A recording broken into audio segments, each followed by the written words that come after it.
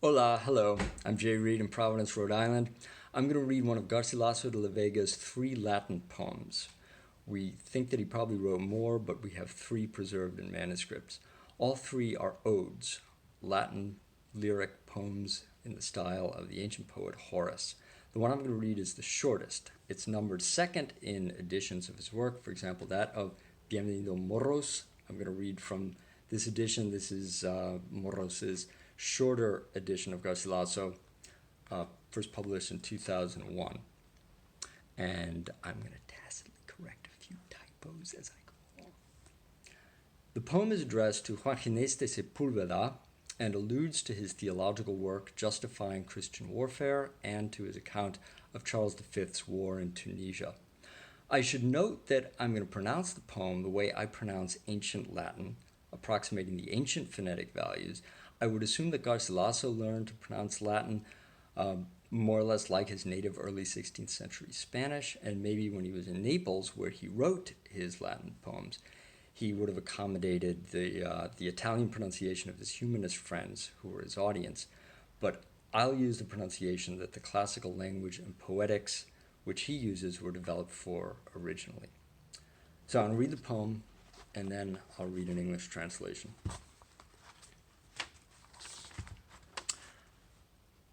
Arcum quanda Deo religionis et saevae militiae ducere longius, ut curvata coire, inter se capit haud negent, uni musa tibi docte Sepulveda, conque sit pariter diceret Africam, incumbit pavitantam sub reg intrepidet pio. Quinsigni maculis vectus equocitos, brae vorti trapidus densa per agmina, ventos fervidus hastam, letalang quatiens manu, dat cui non aliter turbolocum leves quam flammis stipulae pernemus aridum, aut caelum per apertum, ventis dant nebulae vagis, pugnax perpetuo dum trepidos agit, giro saevus uti massilias leo, per silvas numidasva in belle sagitat feras.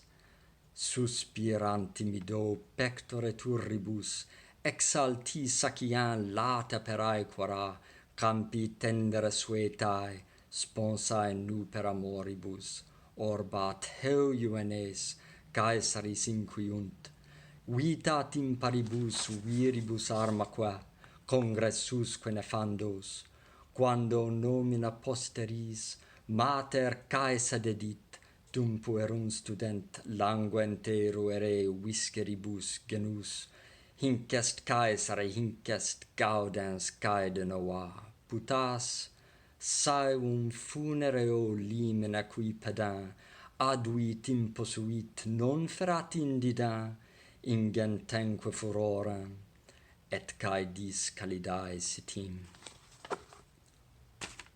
Translation. Because to curve the bow of religion and cruel warfare so much farther that its bent tips cannot but consent to come together, the muse has granted to you alone, learned Sepulveda.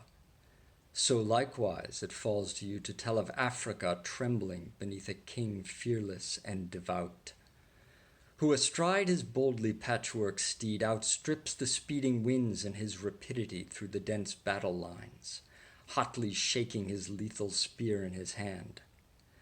And to him the throng gives way, just as flimsy stalks give way to flames through a dry woodland, or through the open sky the clouds give way to the wandering winds. While in fighting spirit he drives the frightened masses in a non-stop circle, as a lion chases the unwarlike beasts through the forests of Marseille or Numidia.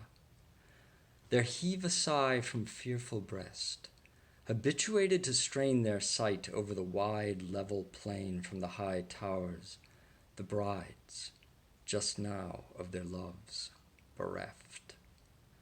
Alas, young men, they say, for your unequal strength avoid the weapons of Caesar and his ghastly approach, because a mother gave a name to her posterity when she was cut, when they labored to dig the languishing boy-child from her innards.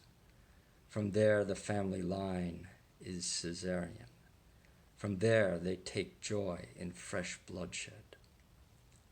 Did you think the one who set his savage foot from the threshold of death toward life would not bring out of there an immense rage and a thirst for hot slaughter? And the last stanzas involve the ancient etymology of the name Caesar, Caesar, from the Latin word caesa, cut. The legend was that the first family member to bear the name was born by cesarean section.